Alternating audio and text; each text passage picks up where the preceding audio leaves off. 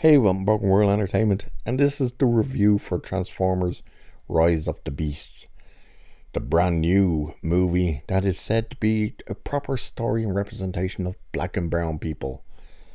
And wow, if this is their representation of that,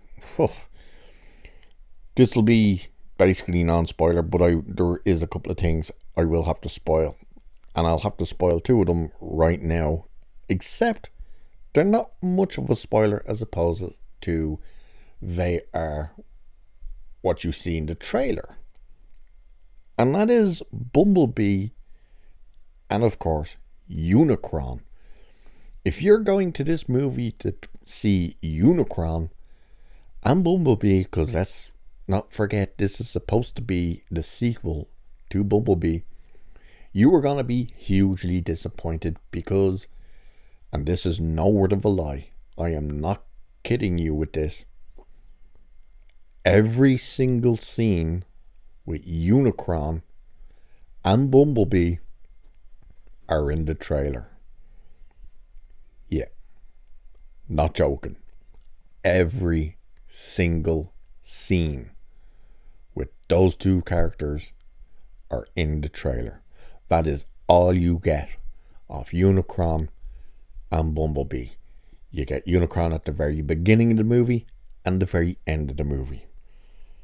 You get Bumblebee about 20 something minutes into the movie. Then you properly get him at the half hour mark.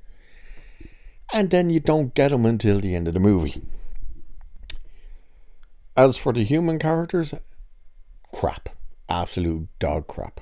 So your two main characters are Noah and Layla. It's either Layla or Lila. I think it's Layla. She works in a museum.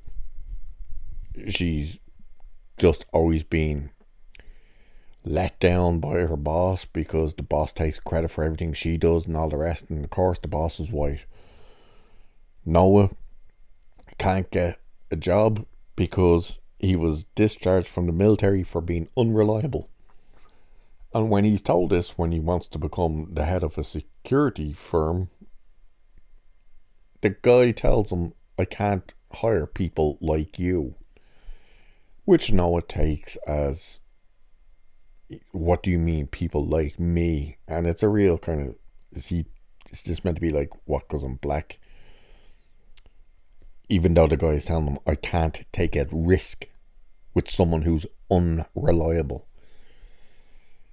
So what does our hero do?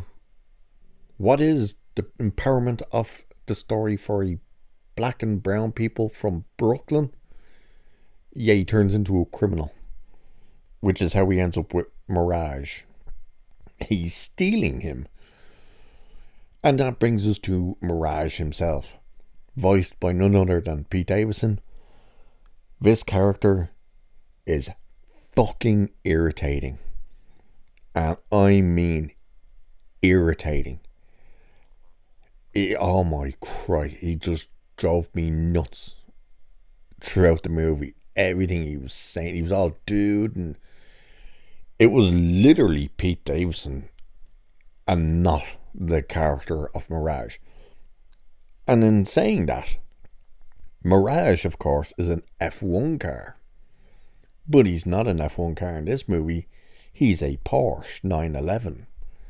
However, we do get to see him for one brief second as the F1 car, because he wants Noah to do something for them.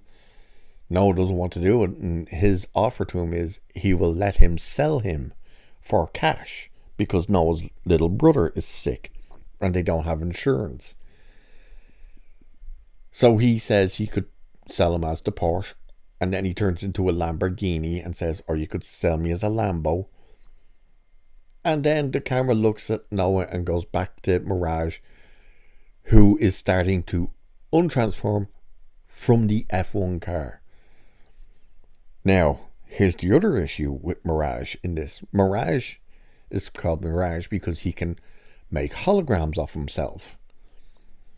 But it's himself, so it's whatever size or whatever form he is, he can project. So when he takes Noah to the museum to get the key, which I forgot to mention, which I will now. The movie's whole plot is another bullshit magic machine, which is the I think it's trans conduit or trans warp. I think it's trans conduit key, which opens up a trans conduit that Ultron comes through to devour planets.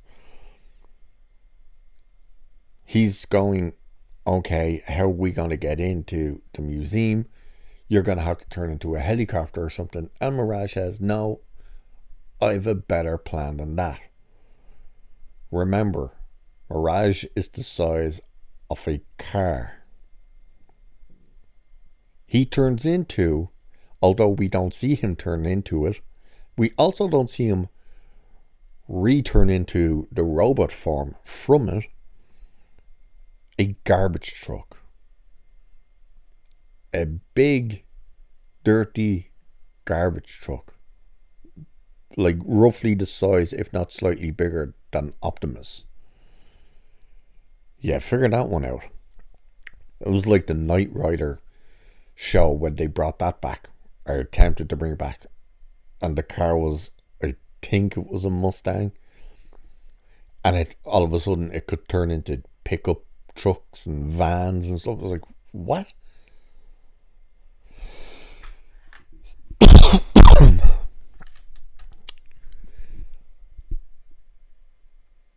Optimus is the only good thing about this movie. Bumblebee is fine, but again, I would say, total screen time, I would say Bumblebee's on screen for probably less than 10 minutes in the entire movie. But he's Bumblebee when he's there. You know what I mean? And they do reference, at least it seems like they're referencing that this is a sequel to Bumblebee, because Bumblebee says to Prime that he trusts humans, and Optimus is, I know one was kind to you once, which I'm pretty sure they're referencing Haley Steinfeld's character in Bumblebee. But they're definitely not talking about Sam Witwicky, because this is set in 1994. Scourge is the villain, basically, even though Unicron's meant to be the villain. But Scourge and two others are with him. They made Scourge far too overpowered. The Terracons, useless, absolutely useless, does next to nothing. Except standing and get punched and doesn't feel it, and then just kicks the shit out of everyone else. Absolutely pointless. Voiced by Peter Dinklage, of all people. The Maximals, garbage. There's only two that really do anything. And it's the Michelle Yeoh one, which is the big bird one, something Razor. And then the Ron Perlman one, which is Optimus Primal. Who, by the way, you're almost an hour and a half into the movie before you get to him. So, yay. The movie opens, the very opening of the movie is on the Maximals' home world, where Scourge comes through and the Maximals, or what's left of them, escape with the key, but Ultron is already there, so Ultron destroys the planet. Which brings us to the special effects, because that opening scene, the first thing we see is this other Primal. I don't know what he was called. I can't remember. He's another gorilla version, but he's a bit bigger than Optimus Primal, and he's like more chrome and stuff. And he sacrificed himself, which is hilarious because like Scourge destroys him in like 2 seconds. But when you first see him, he's running, looks terrible. And so does the majority of the effects in this movie. Optimus looks fine. Bumblebee looks fine. The entire end scene looks terrible. The big fight, which again is in the trailer, all the Transformers that are fighting in that scene, all the, like, I suppose the disposable ones, are just a paste and repeat job. They're the scorpions and spidery type yokes. It was like watching the end of Picard season 1 again, when all the Romulan ships were the exact same ship and all the Federation ships were the exact same ship.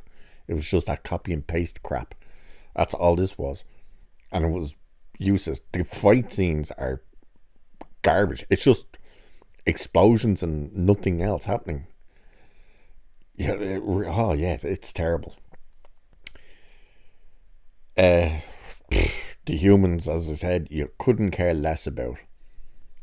And so many convenient things type of happen with the music. The music is fucking atrocious. Hip hop music, but it's atrocious and relentless. And when I say relentless, I mean relentless. The first 20 minutes of this movie is like a hip hop video montage, because it's just scene after scene with music playing. But it gets to the point where the music plays, and this no word of a lie again, it plays without stopping to go to a scene of like some talking or something, and then you get more. It's literally a hip hop song is playing and goes immediately into the next hip hop song and then immediately into the next song. It's like relentless.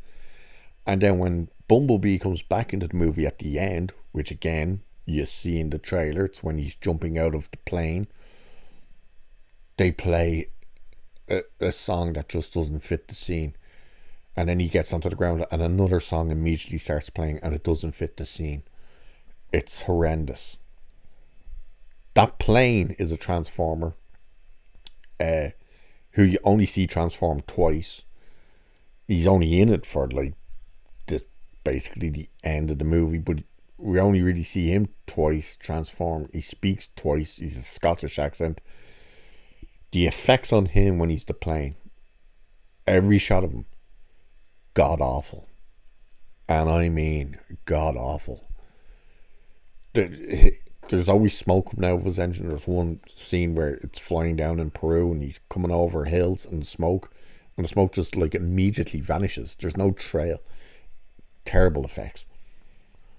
Wheeljack, oh boy, did they do him dirty.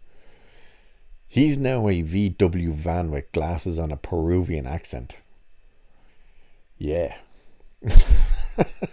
I don't know why, but he's got glasses. The movie is garbage. Proper garbage. Now, here's the one real spoiler that I will put in, and it's the end of the movie. Not in terms of how it, like, it's a human part.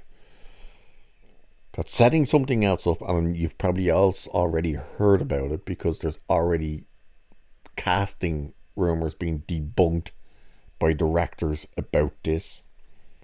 So if you don't want to know, okay, I'll let you know now that there is a mid-credit scene, which I will get into because it's a pointless scene. It's nothing. There's no post-credit scene, but there's a mid-credit scene. So the end with the humans, what is it? Here's the spoiler if you don't want to know. So that's why I said the other part, so you can stop now till you see the movie. But you've been warned. It's setting up G.I. Joe. Yep. Now, I don't know whether setting up that the next movie will be Transformers and G.I. Joe, or whether they're setting up that the next movie will be a new G.I. Joe that will end going into the next Transformers movie. Of course, all this will probably depend on whether or not this movie does good. And the Thursday numbers are not great. In fact, they are fucking abysmal. So I don't know. The movie's already in like third place already or something. Yeah, whatever. Who cares? We'll see what happens over the weekend, what the numbers will be. But that's what it is. They're setting up G.I. Joe. The mid credit scene is literally nothing. It's not even worth your time sitting an extra few minutes in the cinema to see. It's literally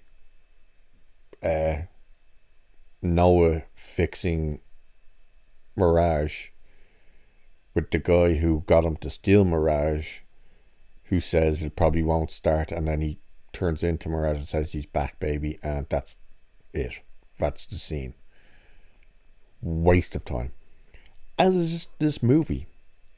It is utter trash. It makes the last Michael Bay movie with Mark Wahlberg look like a masterpiece. I was bored halfway through this movie, to the point that I start checking the time and couldn't believe I wasn't even an hour into it. You know, the whole beginning, once we get to Earth until Optimus shows up, it is literally the most boring shit you've ever seen. And then they make Optimus like a grumpy old grandfather who's just like, get off my lawn. Really, he doesn't trust humans, he doesn't like them, he just wants to get the hell off Earth, and all this type of stuff. It's weird. Until he becomes kind of more the Optimus you'd recognise. He's still the best part of the movie though. Yeah, this movie, I would probably give about 3.5 to 4 out of 5, you know, and that's purely for Optimus and Bumblebee, because nothing else in this movie is worth your time. God awful. So with that, I'll leave it there for this one. So cheers, and I'll catch you in the next one.